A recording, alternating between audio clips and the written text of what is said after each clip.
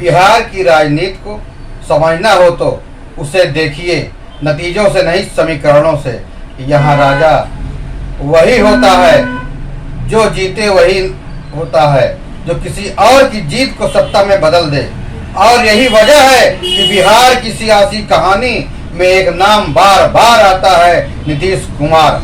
लेकिन इस बार कहानी बदलती है दिख रही है। क्या बिहार की अगली सरकार में फिर होंगे नीतीश कुमार, या 2025 का साल किसी और बहार का आगाज करेगा? 1990 का दशक बिहार की राजनीति में लालू प्रसाद यादव छाए हुए थे। फिर आया बदलाव का दौर। नीतीश कुमार ने जनता दल को तोड़कर समता पार्टी बनाई, साथ दिया जॉर्ज फर्नांडिस ने और सत्ता की राह पकड़ी भाजपा के साथ। 2005 में लालू राबड़ी राज को हटाकर नीतीश कुमार मुख्यमंत्री बने। लोगों ने उन्हें कहा सुशासन बाबू, और नया नारा गूंजा, बिहार में बहार है, फिर नीतीश कुमार है।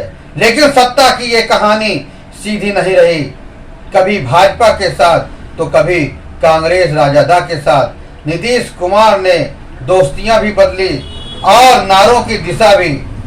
नीतीश ने जिस वंशवाद पर कभी सवाल उठाए थे, अब खुद बेटे निशांत कुमार की राजनीतिक सक्रियता को लेकर सवालों के घेरे में है। होली पर मुख्यमंत्री आवास में बेटे की उपस्थिति ने कई तरह की चर्चाओं को जन्म दिया। क्या अगली पीढ़ी की राजनीति शुरू हो चुकी है? 2020 में जनता दल यूनाइटेड सिर्फ 43 सीटों पर सिमट गया था, जबकि भाजपा 74 सीटों पर जीत दर्ज की थी। फिर नीतीश कुमार मुख्यमंत्री फिर भी बन गए, क्योंकि भाजपा को उनका चेहरा जरूरी लग रहा था। लेकिन एक बात नीतीश कुमार नहीं भूले, चिराग पासवान के उम्मीदवारों ने जनता दल यूनाइटेड को लगभग 2.5 दर्जन सीटों पर हराया और नीतीश कुमार की पार्टी बिहार में तीसरे नंबर पर पहुंच गई। क्या यह भाजपा की रणनीति थी?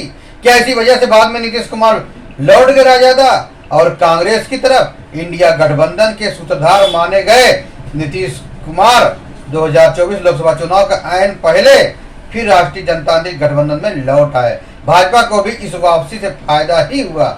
लेकिन अब जब 2025 के विधानसभा चुनाव करीब हैं, सवाल यह है कि नीतीश कुमार क्या फिर सत्ता में लौटेंगे? बिहार विधानसभा की 243 सीटों में बहुमत के लिए 122 सीटें, पिछली बार एनडीए को 125 सीटें और महागठबंधन को 110 सीटें मिली थी। भाजपा चाहती है इस बार वह खुद 100 सीटों के करीब पहुंचे और मुख्यमंत्री उसकी पार्टी का बने, उसकी चाबी उसके पास रहे। लेकिन क्या नीतीश उप मुख्यमंत्री बनने को तैयार होंगे, या फिर निशांत कुमार को सत्ता की नई एंट्री दिलाने की कोशिश होगी? महागठबंधन भी कम परेशान नहीं है। राष्ट्रीय जनतांत्रिक दल में राजदा में तेज प्रताप अलग थलग है, कांग्रेस सीटों के लिए दबाव बना रही है और असदुद्दीन ओवैसी गठबंधन की गणित को और जटिल बना रहे हैं। ऊपर से प्रशांत किशोर की जन स्वराज पार्टी भी चर्चा में है। वो हर किसी से मिल करके अपना उल्लू सीधा करना चाहते हैं, हर कोई समीकरण बिठा रहे हैं। हर दल अगला सीएम चेहरा गढ़ने में जुटा हुआ है। लेकिन इस बार बिहार की सियासी बहार में नीतीश कुमार का होना तय नहीं जान पड़ता है, क्योंकि अब लड़ाई सिर्फ सीटों की नहीं, साफ रणनीति और उत्तराधिकारी की भी है। बिहार की राजनीति में जो दिखता है जरूरी नहीं वही होता है। वहाँ राजा वही बनता है जो पलटी मारने की क्षमता रखता है, कला को जानता है। लेकिन इस बार जनता पूछ रही है, कब तक नीतीश कुमार और क्यों नीतीश कुमार?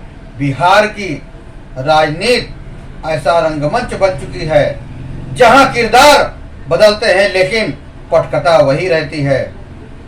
पार्टी समीकरण, गठबंधन और सत्ता की कुर्सी। नीतीश कुमार एक ऐसा नाम है जिसने 2 दशकों से ज्यादा समय तक बिहार की सत्ता को अपने इर्द गिर्द घुमाया है। लेकिन आज वही नीतीश अपने राजनीतिक भविष्य से ज्यादा अपने उत्तराधिकारी की संभावनाओं में उलझे हुए हैं।